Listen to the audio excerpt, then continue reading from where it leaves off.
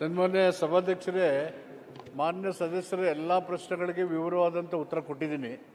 ಅವರ ಉತ್ತರನೇ ಎಕ್ಸ್ಪ್ಲೈನ್ ಮಾಡ್ತಾ ಇದ್ದಾರೆ. ಕೆಲವು ಸಾಮಗ್ರಿಗಳು ಈಗ ಟೆಂಡರ್ ಆಗಿ ಸರಬರಾಜು ಆಗ್ತದೆ, ಕೆಲವಕ್ಕೆ ಟೆಂಡರ್ನ ಕಂಪ್ಲೀಟ್ ಮಾಡಿದ್ದೀವಿ, ಅದನ್ನು ಬೇಗ ಕೊಡ್ತೀವಿ. ಅವ್ರೇನು ರೆಂಟೆಡ್ ಇದರಲ್ಲಿ ಅಂಬೇಡ್ಕರ್ ಇದು ವಸತಿಯಲ್ಲಿ ನಡೀತಾ ಇದೆ ಅಂತ ಹೇಳಿದ್ದಾರೆ. ಅವ್ರ ಹತ್ರ ಚರ್ಚೆ ಮಾಡಿದ್ದೀನಿ. ಅವರು ಅಲ್ಲಿ ನಡೆಸೋಕ್ಕೆ ಸರಿಯಾಗಿ ಇಲ್ಲ ಅಂದರೆ ಬೇರೆ ಕಡೆ ಸ್ಥಳ ಇದೆ, ಅಲ್ಲಿ ಶಿಫ್ಟ್ ಮಾಡೋಣ ಅಂತ ಅವರೇ ಸಲಹೆ ಕೊಟ್ಟಿದ್ದಾರೆ. ನಾನೊಬ್ಬ ಸೀನಿಯರ್ ಆಫೀಸರ್ನಲ್ಲಿ ಕಳಿಸಿ ಇನ್ಸ್ಪೆಕ್ಟ್ ಮಾಡಿ ನಿಜವಾಗ್ಲೂ ಆ ಥರದ ತೊಂದರೆ ಅನಾನುಕೂಲ ಇದ್ದರೆ ಅದನ್ನು ಪರ್ಯಾಯವಾಗಿ ತೊಂದರೆ ಆಗದ ರೀತಿಯಲ್ಲಿ ಯಾವ ರೀತಿ ಮಾಡಬೇಕು ಅಂತೇಳಿ ಅವ್ರ ಜೊತೆಲಿ ಚರ್ಚೆ ಮಾಡಲಿಕ್ಕೆ ನಾನು ಕ್ರಮ ತಗೊಳ್ತೀನಿ. ಮನೆ ಅಧ್ಯಕ್ಷರೇ, ಒಂದು ನಿಮಿಷ, ನಮ್ಮಲ್ಲಿ ಸೇಮ್ ಮುರಾರ್ಜಿ ಶಾಲೆಗಳು ತಾವೇನು ಕೊಟ್ಟಿದ್ದೀರಿ, ವಸತಿ ಶಾಲೆಗಳು ಆಲ್ರೆಡಿ 2-3 ನಮ್ಮಲ್ಲಿ ಇದಾವೆ. ಅಲ್ಲಿ ಆದ್ರೂ ನೀವು ಸ್ಥಳಾಂತರ ಮಾಡ್ರಿ ಅನ್ನೋದು ಒಂದು. ಎರಡನೇದಾಗಿ ಹಿಂದೆ 5-6 ತಿಂಗಳಿಂದ ರಾಣಿ ಚೆನ್ನಮ್ಮ ಶಿರಟ್ಟಿಯಲ್ಲಿ ಒಂದು ಘಟನೆ ಆಗಿತ್ತು.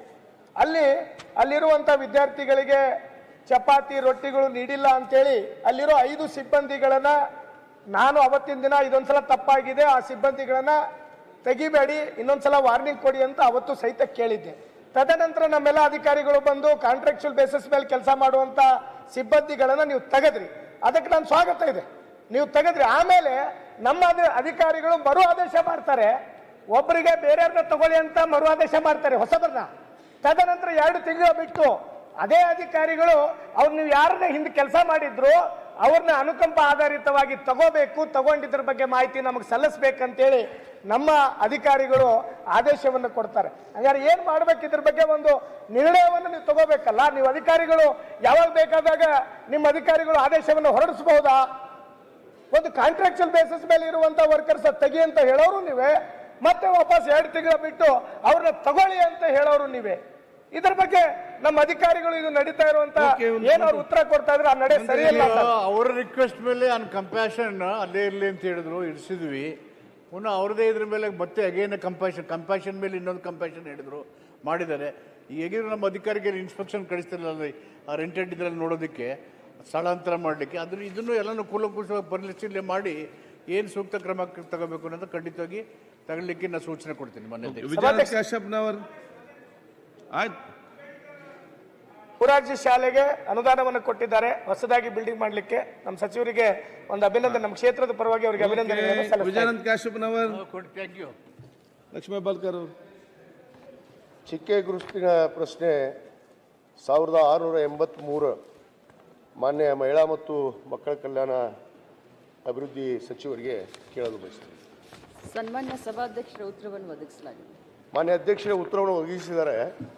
ಹೊಸ ತಾಲೂಕಿಗೆ ಇವತ್ತು ನಮ್ಮ CDPO ಆಫೀಸ್ ಮಹಿಳಾ ಮತ್ತು ಮಕ್ಕಳ ಕಲ್ಯಾಣ ಕಚೇರಿಯನ್ನು ಕೇಂದ್ರ ಸರ್ಕಾರಕ್ಕೆ ಪ್ರಸ್ತಾವನೆ ಕಳಿಸಿದ್ದಾರೆ. ಅದು ಏನೋ ಸರಿ ಅಧ್ಯಕ್ಷರೇ, ಆದರೆ ನಮ್ಮಲ್ಲಿ ಅಂಗನವಾಡಿ ಕಟ್ಟಡ ಈಗ 100 ಕಟ್ಟಡ ಇಲ್ಲ, ಸುಮಾರು 100 ಅಂಗನವಾಡಿಗಳಿಗೆ ಮಕ್ಕಳು ಅಲ್ಲಿ ದೇವಸ್ಥಾನದಲ್ಲೋ ಕಟ್ಟೆ ಮೇಲೋ ಅಲ್ಲಿ ಕೂತ್ಕೊಂಡು ಓದೋ ಪರಿಸ್ಥಿತಿ ಬಂದಿದೆ. ಚಿಕ್ಕ ಮಕ್ಕಳು ಇರ್ತಾವೆ, ಅಲ್ಲಿ ಪರಿಸರ ಸರಿ ಇರಲ್ಲ.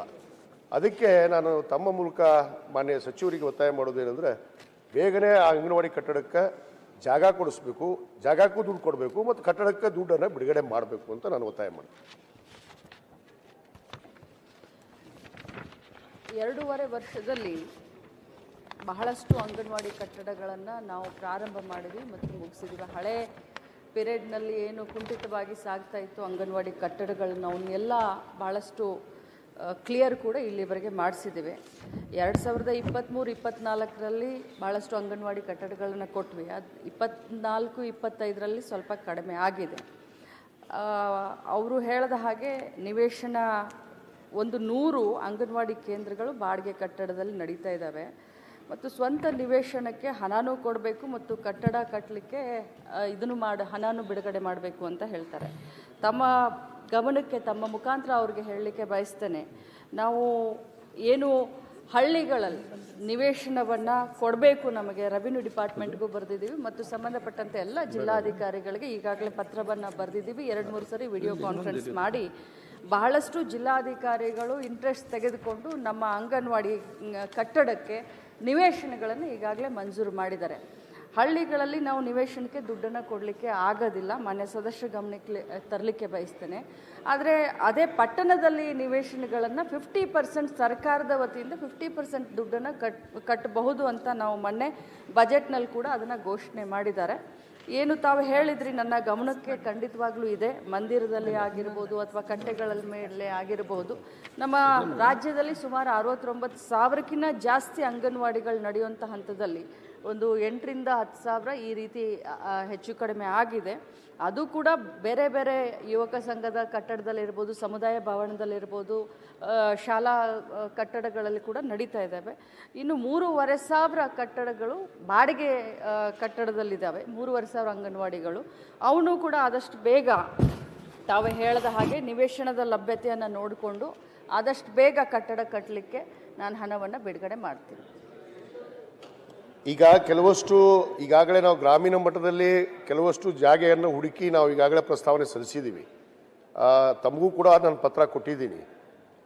ಆದರೂ ಕೂಡ ಈಗ ಹೇಳಿದ್ರಿ ತಾವು ಭಾಳಷ್ಟು ಅಂಗನವಾಡಿ ಕಟ್ಟಡ ಮಾಡಿದ್ದೀರಿ ಅಂತ. ಈಗ 23, 24, 24, 25, 25, 26 ಇಲ್ಲಿ ನೋಡಿ ಮೇಡಮ್, ಮಾನ್ಯ ಅಧ್ಯಕ್ಷರೇ, ಕಟ್ಟಿರೋದು ಎರಡೇ ಕಟ್ಟಡಗಳಾಗಿದ್ದಾವೆ. ಅದಕ್ಕೆ ದಯವಿಟ್ಟು ನೀವೀಗ ಪ್ರಸ್ತಾವನೆ ಸಲ್ಲಿಸಿದಿರಿ, ಸರ್ಕಾರಕ್ಕೆ ಬಿಡುಗಡೆ ಮಾಡ್ತಾರೆ ಬಜೆಟಲ್ಲಿ ಅಂತ ಹೇಳ್ತೀರಿ ಮೇಡಮ್. ಆದರೆ ದಯವಿಟ್ಟು ಬೇಗನೆ, ಯಾಕಂದರೆ ಮಕ್ಕಳು ಹೊರಗಡೆ ಇದ್ದಾರೆ, ಹೊರಗಡೆ ಕೂತ್ಕೊಂಡು ಓದ್ತಾರೆ, ಬಿಸಿಲಿರುತ್ತೆ. ಅದಕ್ಕೆ ದಯವಿಟ್ಟು ಬೇಗ ದುಡ್ಡನ್ನು ಕೊಟ್ಟು, ಈಗ ಕೊಟ್ಟಿರುವಾದರೂ ನಾವು ಜಾಗ ತೋರಿಸಿದ್ದಾದರೂ ಕಟ್ಟಕ್ಕೆ ಪರ್ಮಿಷನ್ ಕೊಡ್ರಿ ಅಂತ ನಾನು ವಿನಂತಿ ಮಾನ್ಯ ಅಧ್ಯಕ್ಷರೇ. ಸಭಾಧ್ಯಕ್ಷರೇ, ನಾನು ಇವತ್ತನೇ ಅಧಿಕಾರಿಗಳ ಹತ್ರ ಚರ್ಚೆ ಮಾಡಿ ಬೇರೆ ಎಲ್ಲಿ ಕಟ್ಟದೇ ಉಳಿದಂಥ ಭಾಳಷ್ಟು ಅಂಗನವಾಡಿಗಳು ಕಟ್ಟದಲೇ ಉಳಿದಂಥ ದುಡ್ಡು ಇರುತ್ತೆ, ಅವನ್ನೆಲ್ಲ ಕ್ರೋಢೀಕರಿಸಿ ಮಾನ್ಯ ಶಾಸಕರು ಹೇಳದ ಹಾಗೆ ಆದಷ್ಟು ಬೇಗ ಅಂಗನವಾಡಿ ಕಟ್ಟಡಕ್ಕೆ ಅವ್ರ ಕ್ಷೇತ್ರಕ್ಕೆ ಕೊಡಲಿಕ್ಕೆ ನಾನು ಪ್ರಯತ್ನ ಮಾಡ್ತೀನಿ. ಧನ್ಯವಾದಗಳು. ಬಸವರಾಜ್ ಶಿವಣ್ಣವರ್.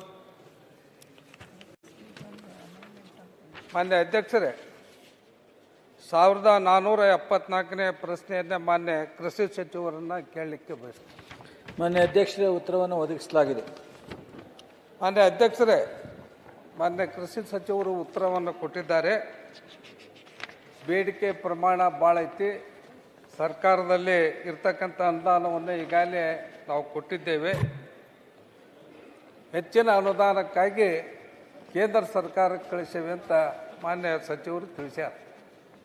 ನಾನು ಕೇಳೋದಿಷ್ಟೇ ಮಾನ್ಯ ಸಚಿವರನ್ನ, ಇವತ್ತು ನಮ್ಮ ರೈತರು ಎಲ್ಲರೂ, ರಾಜ್ಯದಲ್ಲಿ ಎಲ್ಲ ರೈತರು ಕೂಡ ಕೃಷಿ ಕಾರ್ಮಿಕರು ಸಿಗದೇ ಇದ್ದಂಥ ಈ ಸಂದರ್ಭದಲ್ಲಿ ಕೃಷಿ ಕಾರ್ಮಿಕರು ಯಾವುದೇ ಬೇಸಾಯ ಕಾರ್ಯಕ್ಕೆ ಹೆಚ್ಚಿನ ಸಂಖ್ಯೆಯಲ್ಲಿ ಸಿಗೋದಿಲ್ಲ. ಎಲ್ಲ ರೈತರು ಕೂಡ ಇವತ್ತು ಕೃಷಿ ಯಂತ್ರೋಪಕರಣ ಮೇಲೆ ಅವಲಂಬಿತರಾಗ್ಯಾರ. ಅದಕ್ಕೋಸ್ಕರ ರಾಜ್ಯ ಸರ್ಕಾರ ಕೇಂದ್ರ ಬೊಟ್ಟು ಮಾಡ್ದೇ ನಮ್ಮ ರಾಜ್ಯ ಸರ್ಕಾರನ, ಯಾಕಂದ್ರೆ ಈ ದೇಶಕ್ಕೆ ಅನ್ನ ಹಾಕ್ತಕ್ಕಂಥ ರೈತ, ಅವರಿಗೆ ನಾವು ಖರ್ಚು ಮಾಡದೆ ಹೋದರೆ ಇದು ಯಾರಿಗೆ ಖರ್ಚು ಮಾಡೋಕ್ಕಾಗೈತಿ? ಅದಕ್ಕೆ ನಾನು ದಯಮಾಡಿ ಮಾನ್ಯ ಸಚಿವರಲ್ಲಿ ಕೇಳೋದಷ್ಟೇ, ನೀವು ಈ ಏನು ಬೇಡಿಕೆ ಐತಿ ರೈತರದು, ಆ ಬೇಡಿಕೆ ಪ್ರಕಾರ ರೈತರಿಗೆ ಕೃಷಿ ಯಂತ್ರೋಪಕರಣ ರಿಯಾಯಿತಿ ದರದಲ್ಲಾಗಲಿ ಸಬ್ಸಿಡಿ ದರದಲ್ಲಾಗಲಿ ಕೊಡ್ತಕ್ಕಂಥ ಕೆಲಸವನ್ನು ಮಾಡಬೇಕು. ಇದರಲ್ಲಿ ನಮ್ಮ ಹಾವೇರಿ ಜಿಲ್ಲೆಯಲ್ಲಿ ಸುಮಾರು 4,415 ಜನ ಅರ್ಜಿ ಹಾಕ್ಯಂದಾರೆ ಸರ್ ಮಾನ್ಯ ಅಧ್ಯಕ್ಷರೇ. ಅದರಲ್ಲಿ ಕೇವಲ 8 ಕೋಟಿ 58 ಲಕ್ಷ ರೂಪಾಯಿ ಬಿಡುಗಡೆ ಮಾಡ್ಯಾರ 2025-26 ಸಾಲಿಗೆ. ಸುಮಾರು ಇನ್ನೂ 1,839 ರೈತರಿಗೆ ಬಾಕಿ ಅದಾವ ಅರ್ಜಿ ಕೊಡ್ತಕ್ಕಂಥವು. ಅದರಕ್ಕೆ ಇನ್ನೂ 19 ಕೋಟಿ ರೂಪಾಯಿ ಹಣ ಬೇಕಾಗೈತಿ ನಮ್ಮ ಜಿಲ್ಲೆಗೆನ. ಯಾಕಂದ್ರೆ ನಮ್ಮ ಜಿಲ್ಲೆ ಸಂಪೂರ್ಣ ಕೃಷಿ ಆಧಾರಿತ ಜಿಲ್ಲೆ. ಕೃಷಿನ ನಮಗೆ ಮೇಲ್ ಉದ್ಯೋಗ, ಯಾವುದೇ ಔದ್ಯೋಗಿಕಿಲ್ಲ, ಮತ್ತೊಂದೆಲ್ಲ, ನೀರಾವರಿ ಇಲ್ಲ, ಒಣ ಬೇಸಾಯ. ಅದಕ್ಕೋಸ್ಕರ ನಮ್ಮ ಜಿಲ್ಲೆಯ ರೈತರಿಗೆ ಬಾಕಿ ಇರ್ತಕ್ಕಂಥ 1,839 ರೈತರಿಗೆ ಇನ್ನೂ 19 ಕೋಟಿ ಹಣವನ್ನು ಬಿಡುಗಡೆ ಮಾಡಿ ನಮ್ಮ ರೈತರಿಗೆ ಸಹಾಯಕ್ಕೆ ಬರ್ಬೇಕಂತೇಳಿ ಮಾನ್ಯ ಸಚಿವರನ್ನ ತಮ್ಮ ಮೂಲಕ ನಾನು ಕೇಳಲಿಕ್ಕೆ ಇಚ್ಛೆ ಪಡ್ತೇನೆ.